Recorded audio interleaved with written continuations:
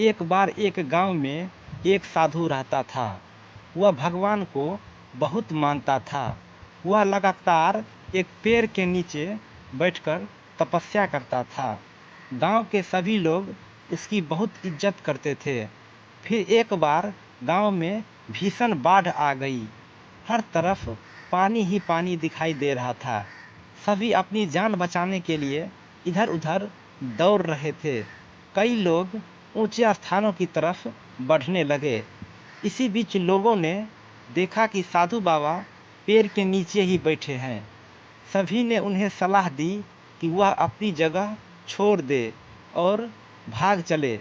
लेकिन साधु महाराज ने कहा कि तुम लोग अपनी जान बचाओ, मुझे तो मेरा भगवान बचाएगा। धीरे धीरे पानी बढ़ता गया। साधु अपनी जगह पर ही रहा। पानी साधु के कमर तक पहुंच गया था। फिर इतने में ही उसके पास से एक नाव गुजरी। उस नाव में एक मल्लाह था। उसने कहा कि हे साधु महाराज, आप इस नाव पर आ जाए, मैं किसी सुरक्षित स्थान पर आपको पहुंचा दूंगा।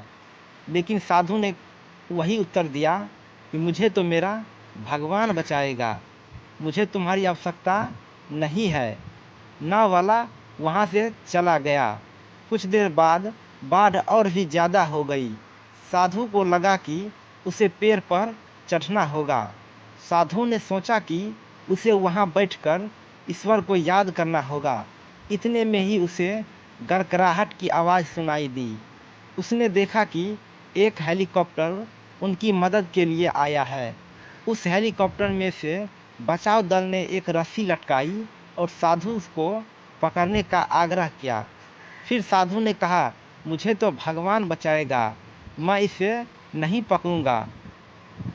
बचाव दल भी यह सुनकर चला गया। कुछ ही देर में बाढ़ की धारा में साधु बह गया और उसकी मृत्यु हो गई। जब मृत्यु के बाद साधु महाराज स्वर्ग पहुँचे तो उन्होंने भगवान से पूछा कि तुम्हारी आराधना मैंने इतने सच्चे मन से की, लेकिन फिर भी मैं डूब कर मरा। तुम मुझे बचाने नहीं आए, ऐसा आपने क्यों किया?